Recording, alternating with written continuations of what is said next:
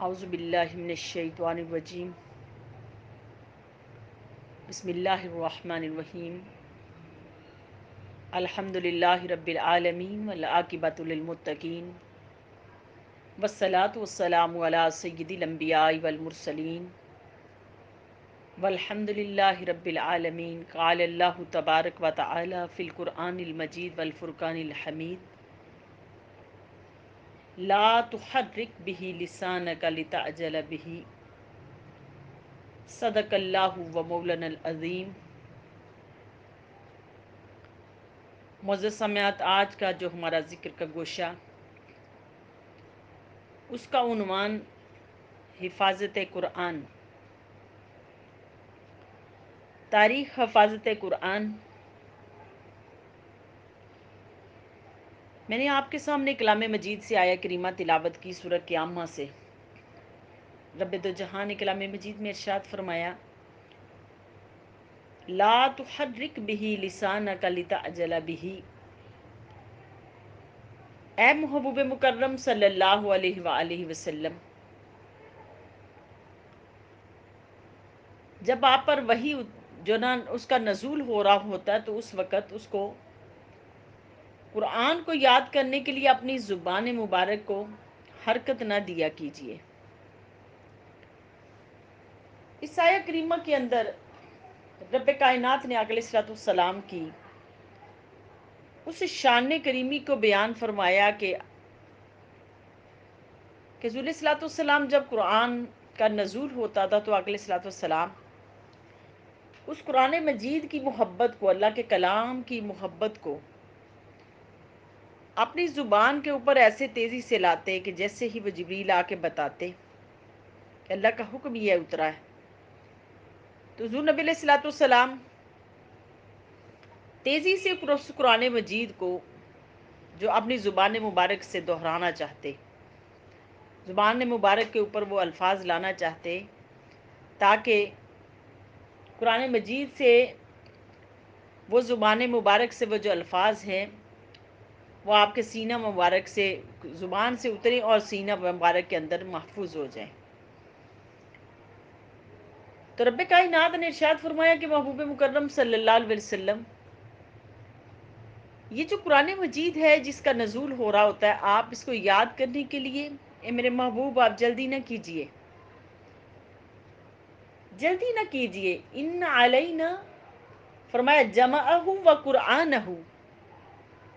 کہ بے شک اس قرآن کا جمع کرنا اور اسے پڑھانا ہمارے ذمے ہے۔ تو ارشاد فرمایا کہ محبوب مکرم صلی اللہ علیہ وسلم، آپ اس قرآن کو تیزی سے نہ پڑھا کریں، اس کو محفوظ کر نہ دینا آپ کے سینے کے اندر، یاد کروا دینا۔ یہ رب کائنات فرماتے کہ یہ میری شان ہے کہ میں آپ کو یاد کروا دوں گا۔ اب اللہ رب العالمین نے اس کے اندر اگلے صلاۃ والسلام کا قرآن کا جو وہ شوق تھا، اپنے ذکر کا وہ شوق تھا، اس کو ذکر فرمایا اس آیہ کریمہ کے اندر۔ گو کہ ہمارے پیچھے بھی جو کچھ دروس چل چکے، اب یہ ایک سیریل ہے کہ اس سیریل کو ہم لینے جا رہے ہوتے بار بار۔ تو آج کی جو ہماری سیریل کے اندر یہ جو قرآن مجید کی ہے نشست، اس نشست کے اندر تاریخ حفاظت قرآن، یہ قرآن مجید جو ہے نا، اس کی حفاظت کیسے کی گئی۔ حضرت عبادہ بن صامت رضی اللہ تعالیٰ عنہ فرماتے ہیں کہ آقا علیہ الصلوۃ والسلام جب مدینہ پاک تشریف لائے تو آقا علیہ الصلوۃ والسلام نے مہاجر اور انصار کو جو بھائی بھائی بنایا، اور مہاجرین کو انصار کے سپرد کیا۔ جب بھی کوئی ہجرت کر کے مدینہ پاک تشریف لاتا تو ہم میں سے ہر انصاریوں میں سے کسی کے حوالے فرما دیتے آقا علیہ الصلوۃ والسلام ان صحابہ کرام کو جو ہجرت کر کے آئے ہوتے۔ تو آپ فرماتے کہ پھر وہ ان کا انصاریوں کا جو نا ایک وہ ان کا طریقہ تھا کہ آقا علیہ الصلوۃ والسلام نے ان کی ذمہ داری لگائی ہوئی تھی کہ آپ نے قرآن مجید کو جو مہاجرین ہیں ان کو یاد کروانا ہے۔ اس طرح کرتے کرتے مسجد نبوی کے اندر یاد کرنے والے اور سیکھنے سکھانے والوں کی بہت بڑی بڑی کلاسز ہونا شروع ہو گئی، اور وہ کلاسز شروع ہو گئی، اور کلاسز بھی اتنی بڑی بڑی ہونے شروع ہو گئی کہ خود سرکار دو عالم صلی اللہ علیہ وسلم کو یہ ارشاد فرمانا پڑا کہ آپ جو نا قرآن مجید جب سیکھتے ہیں تو شور نہ کیا کریں بہت زیادہ، یعنی کہ مسجد کے تقدس کا بھی احترام کریں، اور قرآن مجید جو نا اس کا علم کو بھی سیکھیں۔ پھر کرتے کرتے صحابہ کرام کی اتنی بڑی جماعت تیار ہو گئی، خلفاء راشدین میں سے کہ بہت بڑی ایک جماعت تیار ہو گئی، جن کا میں سے حضرت طلحہ رضی اللہ تعالیٰ عنہ، حضرت سعد، حضرت ابن مسعود، عبداللہ بن مسعود، حضرت حذیفہ بن یمان، حضرت سالم، حضرت مولا بن حذیفہ، حضرت ابو ہریرہ رضی اللہ عنہ، اور حضرت عبداللہ بن عمر، حضرت عبداللہ بن عباس، حضرت عمر بن عاص، حضرت عبداللہ بن عمر، اور حضرت معاویہ، حضرت عبداللہ بن زبیر، حضرت عبداللہ بن صائب، حضرت عائشہ رضی اللہ عنہ، حضرت حفصہ، حضرت ام سلمہ رضی اللہ عنہا اور عنہما، یعنی کہ اتنے صحابہ کرام نے اس قرآن مجید کو سیکھ لیا، اور اتنی بڑی جماعت صحابہ کرام کی تیار ہو گئی، قرآن مجید کو یاد کرنے والے، حفظ کرنے والے، سمجھنے والے، کوئی اتنی بڑی جماعت تیار ہو گئی۔ اب یہ حافظوں کے اندر کیسے محفوظ رہتا؟ حافظوں کے اندر کیسے محفوظ رہتا کہ حافظوں کے اندر محفوظ کرنے کے لیے رب کائنات نے، کہ عربوں کے اندر یہ ایک بات تھی کہ عرب عام طور پر ان کے حافظے بڑے قوی تھے عربوں کے، کہ ایک عام شخص بھی جو ہوتا تھا نا، ہزاروں ان کو جو اشعار تھے وہ عام شخص کو بھی یاد ہوتے تھے، ان کے حافظے اتنے مضبوط تھے، اتنے قوی تھے ان کے حافظے۔ تو رب کائنات نے اس شان کے پیش نظر اللہ رب العالمین نے عربوں میں قرآن اتارا، تاکہ ان کے حافظے قوی ہیں، تیز ہیں، تو یہ قرآن مجید کو تیزی سے یاد کر لیں۔ تو جب حضور علیہ الصلوۃ والسلام پر حضرت زید بن ثابت فرماتے ہیں کہ جب وحی کا نزول ہو رہا ہوتا تو آقا علیہ الصلوۃ والسلام کی کیفیت مبارکہ یہ ہوتی تھی کہ آپ کے اوپر اتنی سخت سردی کا موسم ہوتا، تو سخت سردی کے موسم کے اندر بھی آپ کے چہرہ مبارک کے اوپر ایسے پسینے کے جو نا بہت سارا پسینہ آپ کا چہرہ مبارک پر آ جاتا، یعنی کہ ایسی کیفیت آپ کی بن چکی ہوتی تھی۔ تو آپ فرماتے کہ حضرت جو نا زید بن ثابت فرماتے کہ آقا علیہ الصلوۃ والسلام پھر جو نا اس کی طاقت اتنی زیادہ اس وحی کی ہوتی تھی کہ کہتے کہ ایک مرتبہ میری جو نا آپ کے علیہ الصلوۃ والسلام کی جو نا ان کی ٹانگیں جو نا میری ران کے اوپر تھیں، تو جب وحی کا نزول ہوا تو ایسے لگتا تھا کہ میری ٹانگ ٹوٹ جائے گی، یعنی کہ اتنا وحی کی طاقت ہوتی تھی۔ پھر حضرت زید بن ثابت جو نا جیسے ہی وحی آتی، آپ فرماتے ہیں کہ آقا علیہ الصلوۃ والسلام پھر کوئی صحابہ کرام کو وہ وحی لکھوا دیا کرتے تھے، اور کاتب وحی کے جو فرائض جو صحابہ کرام ادا کرتے تھے، ان میں سے کچھ صحابہ کرام، ان کے نام میں آپ کے سامنے رکھ رہی ہوں کہ ان میں حضرت ابی بن کعب، حضرت زبیر بن عوام، حضرت معاویہ رضی اللہ عنہ، حضرت مغیرہ بن شعبہ، حضرت خالد بن ولید، حضرت ثابت بن قیس، حضرت ابان بن سعید، اور یہ کچھ صحابہ کرام تھے۔ یہ فتح الباری کے اندر زاد المعاد سے یہ ریفرنس لیا گیا کہ یہ وہ صحابہ کرام تھے جو کاتب وحی تھے، کہ حضور صلی اللہ علیہ وسلم کی نا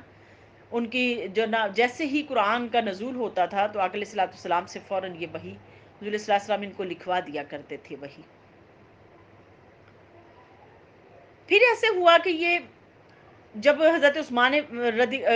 غنی رضی اللہ تعالی عنہ کہ ان کا یہ معمول تھا، جب قرآن کریم کا کوئی حصہ نازل ہوتا تو آپ کاتب وحی کو یہ ہدایت فرما دیتے تھے۔ حضرت عثمان فرماتے ہیں کہ حضور علیہ الصلوۃ والسلام کاتب وحی کو یہ ارشاد فرما دیتے تھے کہ اسے فلاں صورت کے اندر داخل کر لو، یہ فلاں صورت کی آیت ہے، یہ فلاں صورت کی آیت ہے۔ تو آقا علیہ الصلوۃ والسلام اس طرح قرآن مجید کی صورتوں کی ترتیب دلا رہے ہوتے، تو اس زمانے میں گو کہ اب قرآن مجید جو ہے نا وہ صفوں کا زیادہ اہتمام نہیں تھا، صفحات کا اتنا زیادہ کاغذ کا اہتمام نہیں تھا، تو صحابہ کرام کو جو چیز بھی میسر ہوتی تھی اس چیز کے اوپر قرآن کو لکھ لیا کرتے تھے۔ ہڈی اگر کوئی دستیاب ہوتی، کاغذ کے ٹکڑے دستیاب ہوتے، ان کے اوپر لکھ لیتے، ہڈیوں کے اوپر لکھ لیتے، درختوں کے پتوں کے اوپر لکھ لیتے، چمڑے کے اوپر لکھ لیتے، یعنی کہ جو چیز بھی ان کو دستیاب ہوتی تھی ان کے اوپر وہ جو، اور کھجور کی چھالوں کے اوپر، کھجور کی شاخوں کے اوپر بھی لکھ لیتے تھے، جو جو چیز میسر ہوتی اس کو لکھ لیتے۔ اس طرح یہ قرآن مجید جو نہ محفوظ ہوتا رہا، محفوظ ہوتا رہا پھر قرآن مجید۔ پھر حضور صلی اللہ علیہ وسلم نے کچھ آیات ایسی تھی کہ کچھ ایسے متفرق آیات جو حضور صلی اللہ علیہ وسلم نے وہ بھی جو نہ بیان فرمائی، جیسے لقد جاءکم رسول من انفسکم عزیز علیہ ما عنتم حریص علیکم، یہ آیت جو نہ صرف ایک صحابی کے پاس حضرت خزیمہ رضی اللہ تعالیٰ عنہ کے پاس ملی، اس کے علاوہ نہ کسی کے پاس نہیں ملی۔ اور اسی طرح پھر کچھ جو قرآن مجید کے بعض آیات ایسی تھیں، جیسے حضرت عمر فاروق رضی اللہ تعالیٰ عنہ کا اسلام لانے کا جو واقعہ ہے، اور آپ کی بہن کے پاس وہ قرآن موجود تھا، جمع قرآن تھا، وہ صورت موجود تھی، سورۃ طٰہٰ وہ موجود تھی آپ کے پاس لکھی ہوئی، تو یہ ثابت ہوتا ہے کہ وہ قرآن لکھا ہوا موجود تھا اس وقت، وہ لکھا ہوا موجود تھا، تو وہ لکھا ہوا موجود ہوتا تھا تو صحابہ کرام اس کو پڑھتے تھے، اس کو اکٹھا کر لیتے تھے، پھر پڑھتے تھے۔ پھر جب جمع کرنے کا دور آیا، یعنی کہ اس کو پورے کتابی صورت ترتیب دینے کا دور آیا، تو یہ کام حضرت ابوبکر صدیق رضی اللہ تعالیٰ عنہ کے عہد خلافت میں ہوا، کہ اس وقت جب ہوا یہ کام انہوں نے شروع کیا، تو اس کی جو تفصیل اس طرح کا زیاد بن ثابت فرماتے ہیں کہ جنگ یمامہ جب ہو کے فوراً بعد حضرت ابوبکر رضی اللہ تعالیٰ عنہ نے ایک روز مجھے پیغام بھجوایا کہ میرے پاس آؤ، اور حضرت عمر بھی، جب آپ فرماتے کہ جب میں آپ کے پاس پہنچا تو حضرت عمر فاروق رضی اللہ تعالیٰ عنہ بھی آپ کے پاس بیٹھے ہوئے تھے، تشریف فرما تھے آپ کے پاس، اور انہوں نے کہا کہ جنگ یمامہ کے اندر بہت سارے صحابہ کرام شہید ہو گئے، تو اب وہ ہمیں خطرہ ہے کہ کہیں یہ نہ ہو کہ قرآن مجید اس کی جو نہ کرتے کرتے یہ نہ ہو کہ قرآن مجید جو وہ مسلمانوں کے ذہنوں سے نکل جائے، تو لہٰذا اس کے حفاظت کے لیے ہم چاہتے ہیں کہ اس کی کتابی صورت بن جائے، اور مجھے یہ نہ حضرت عمر فاروق رضی اللہ تعالیٰ عنہ اس بات پہ فورس کر رہے ہیں کہ آپ اس قرآن مجید کو ایک کتابی صورت میں ترتیب دے دیجئے، کتابی صورت میں ترتیب دے دیجئے، تو وہ آپ کو قائل کرتے رہے۔ پھر اللہ رب العالمین نے ان کے دل کے اندر یہ بات القاء کر دی کہ یہ ایک اچھا کام ہے۔ حضرت ابوبکر صدیق فرماتے تھے کہ یہ کیسے ایک نئی بدعت ہے، میں کیسے اس کا کروں، تو آپ فرماتے تھے کہ ایک اچھی بدعت ہے، ایک اچھی بدعت ہے، تو آپ ایسے گھبرائیے نہیں، آپ اس کو گھبرائیے نہیں، اور آپ اس کو کر لیجئے۔ تو آپ نے پھر یہ کام حضرت عمر فاروق رضی اللہ تعالیٰ عنہ کی آراء پہ یہ کام ہوا، اور پھر حضرت زیاد بن ثابت فرماتے ہیں کہ یہ قرآن پھر جمع کرنا شروع کیا حضرت ابوبکر صدیق رضی اللہ تعالیٰ عنہ کے دور میں، پھر یہ قرآن جمع ہوا، اور حضرت زیاد بن ثابت کہتے ہیں کہ یہ قرآن مجید جب یہ ذمہ داری میری سپرد کی گئی کہ آپ اس قرآن مجید کو جمع کریں، اور جمع کر کے پھر اس قرآن مجید کو ایک کتابی صورت میں ہم ترتیب دیں، تو یہ ڈیوٹی میری لگائی گئی کہ آپ اس کو قرآن مجید کی آیات کو اکٹھا کریں، آیات کو اکٹھا کریں۔ تو آپ فرماتے ہیں کہ یہ کام، یہ مرحلہ میرے لیے اس قدر مشکل تھا، اس قدر مشکل تھا تو کیسے لگتا تھا کہ جیسے کوئی پہاڑ میرے اوپر گر گیا۔ تو لیکن یہ ہوا کہ پھر میں نے ساری آیات کو جمع کیا، آیات کو، صورتوں کو جمع کیا، جو جس جس صحابی کے پاس بھی ملی، جیسے جیسے بھی جو جس جس چیز کے اوپر لکھی ہوئی تھی، ہڈیوں کے اوپر لکھی تھی، پتوں کے اوپر لکھی ہوئی تھی، چمڑے کے اوپر لکھی تھی، وہ ساری جمع کی، اور جمع کر کے پھر اس کی ترتیب دلائی۔ اور پھر یہ قرآن مجید جب جمع کرنے لگے تو پھر اب اس کی پوری طرح تحقیق کی جاتی تھی، اس قرآن مجید کی پوری طرح اس کی تحقیق کی جاتی، کہ سب سے پہلے کہ کیونکہ حضور صلی اللہ علیہ وسلم کی ظاہری حیات کے اندر تو اگلے صلی اللہ علیہ وسلم سامنے موجود ہوتے تھے،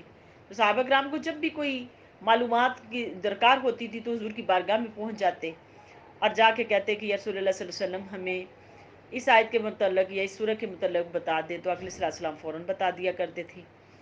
تو جب حضور کا وصال ہو گیا تو اس کے بعد صحابہ کرام کو بہت مشکل پیش آئی، تو انہوں نے پھر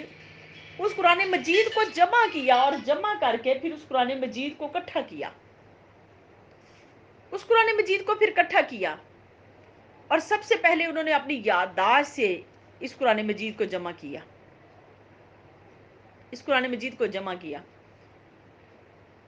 کیونکہ پھر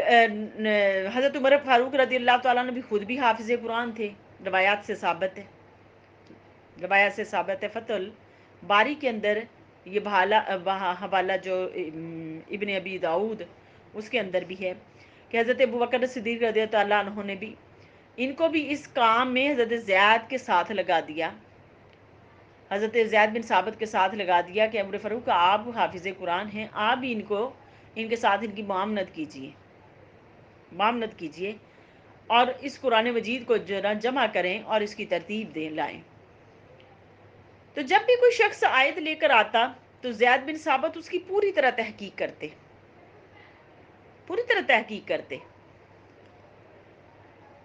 اور کوئی بھی آیت اگر لکھی ہوئی ہوتی اس وقت تک قبول نہیں کی جاتی تھی جب تک دو قابل اعتبار گواہوں کی موجودگی اس کی گواہی کو جو نا نہیں دے دیتے تھے، اس وقت کہ انہوں نے حضرت رسول اللہ صلی اللہ علیہ وسلم سے یہ آیت سنی ہو، اس وقت تک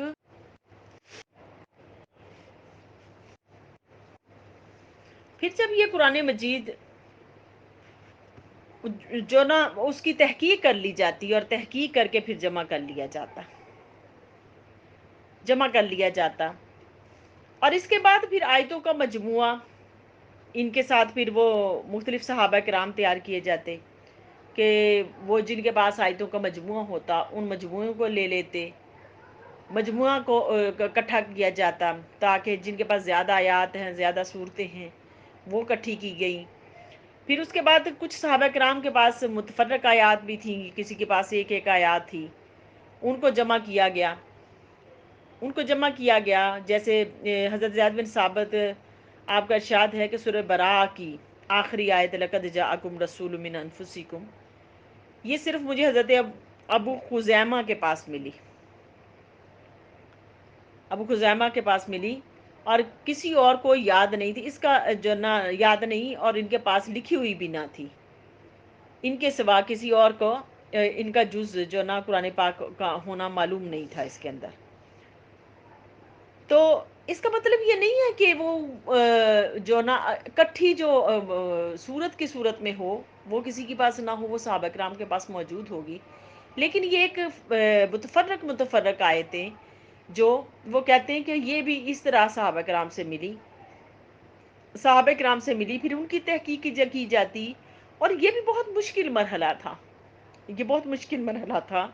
کہ ان کی تحقیق کر کے پھر صحابہ کرام کے سامنے یہ جو نا قرآن مجید یہ سارا اس کو جمع کرنے کی صورت میں اس کی تحقیق کرنا، یہ سب سے مشکل مرحلہ تھا حضرت زید بن ثابت صحابہ کرام کے لیے۔ اب یہ قرآن مجید جب جمع ہو گیا پھر یہ قرآن مجید اس کے پھر نسخے تیار کروائے گئے، اور نسخے تیار کروا کے پھر دوسرے ملکوں کے اندر اس کے نسخے جو نا وہ بھیج دیے گئے، دوسرے ممالک کے اندر وہ نسخے بھیج دیے گئے تاکہ یہ نسخے جو نا دوسرے ممالک میں پہنچ جائیں اور قرآن مجید کی حفاظت بھی ہو جائے اور لوگوں کو اس کی جو تلاوت ہے یہ بھی آسان ہو جائے۔ اور حضرت ابوبکر رضی اللہ تعالیٰ عنہ کے لکھوائے ہوئے یہ نسخے آپ کی حیات میں آپ کے پاس ہی پھر رہے، پھر حضرت عمر فاروق رضی اللہ تعالیٰ عنہ کے پاس جب آپ کا دور خلافت آیا تو پھر آپ کے پاس رہے، پھر حضرت عمر فاروق رضی اللہ تعالیٰ عنہ کی شہادت کے بعد ام المومنین حضرت حفصہ رضی اللہ عنہا آپ کے پاس یہ منتقل ہو گئے۔ پھر حضرت حفصہ کی وفات کے بعد مروان بن حکم نے اس خیال سے انہیں نظر آتش کر دیا کہ اس وقت حضرت عثمان کے تیار کروائے ہوئے جو مصاحف تھے وہ تیار ہو چکے تھے، اور اس پر پوری امت کا اجماع تھا اور وہ قریباً تمام ملکوں میں پہنچ بھی چکے تھے۔ تو اس نے کہا کہ مروان بن حکم نے کہا کہ اب یہ نسخے ان کی کوئی ضرورت نہیں ہے، ان کی ضرورت نہیں ہے۔ تو اس نے پھر ان کو جو نا ان نسخوں کو جو نا دفن کروا دیے یا ختم کروا دیا انہوں نے۔ اور تو انہوں نے پھر اس کو جو اس کو اتنا محفوظ رکھنا کوئی اتنا اچھا نہ سمجھا، اس کے بارے میں یہ کہا جاتا ہے۔ تو اسی طرح یہ قرآن مجید جو ہے، یہ قرآن مجید صحابہ کرام نے اتنی محنت کے ساتھ یہ قرآن مجید جمع کیا، اور جمع کر کے یہ آج ہمارے لیے اتنا آسانی کے ساتھ ہم ایک کتابی صورت کو اپنے سامنے پاتے ہیں، اور ہم جس آیت کو چاہتے ہیں وہ آیت ہمیں فوراً ہم صورت کھولتے ہیں، صفحہ ہمارے پاس موجود ہوتا ہے، صفحہ نمبر وہ ہمارے پاس نمبرنگ ہمارے پاس موجود ہوتی ہے کہ ہم آسانی کے ساتھ اس قرآن مجید کی آیت کو تلاش کر لیتے۔ تو اس کے پیچھے آپ ذرا دیکھیں کہ صحابہ کرام کی کتنی بڑی قربانیاں موجود ہیں، کتنی بڑی قربانیاں صحابہ کرام کی موجود ہیں تو یہ قرآن مجید کو جمع کرنے کے سلسلے میں۔ تو اللہ پاک کی بارگاہ اقدس میں یہ ہماری التجا ہے کہ اللہ پاک اس قرآن مجید کی جو حفاظت کا ذمہ اللہ پاک نے لیا ہے، اور یہ کس طرح اللہ پاک نے ذمہ لیا کہ یہ جیسے صحابہ کرام سے اللہ نے یہ کام کروایا، اسی طرح امت مسلمہ سے بھی اللہ پاک کام لے رہے ہیں اس قرآن کا، کوئی پڑھنے میں، کوئی سمجھنے میں، کوئی پڑھانے میں، کوئی اس کی اشاعت میں، نشر و اشاعت میں کام کر رہا ہے، کوئی اس کی جو نا اس کی بائنڈنگ میں کام کر رہا ہے، خدمت اس کی کر رہا ہے۔